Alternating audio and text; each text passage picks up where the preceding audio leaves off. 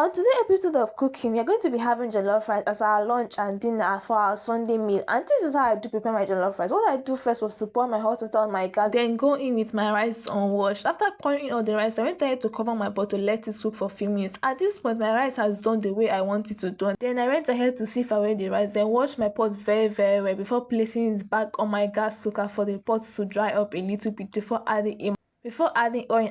And I'm making use of both red oil and groundnut oil. I mix both of them together. Why? Because I want to achieve a particular taste in this food. After adding in my red oil, I went ahead with a little pinch of salt, not too much, and I went ahead with already chopped onions. Then I allowed my onions to fry for a little while before adding in my Juno Party jollof. That's my favorite tomatoes to use. Why? Because no taste beats it. Like it give a very good taste in your cooking. Like you just enjoy the taste a lot. And I stirred it for a little while. I allowed it to fry very well.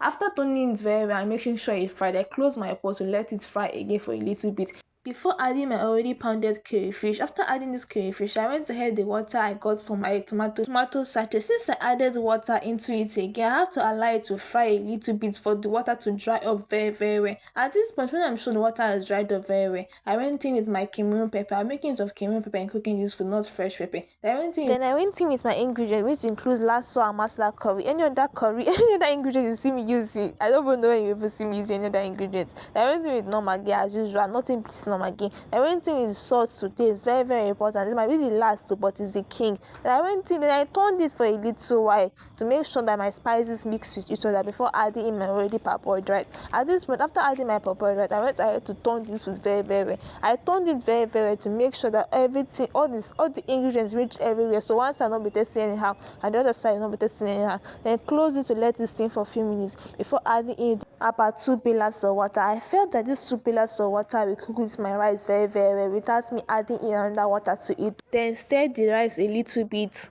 then close my pot to let it cook for a while. At this point when I open my pot, my rice is ready and it is giving all it needs to give. Like I was very happy how this rice turned out to be. It was tasteful, no pepperish, no excess salt, nothing excess, nothing less. It was just giving all the vibes you need to give. Thank you for watching. Bye.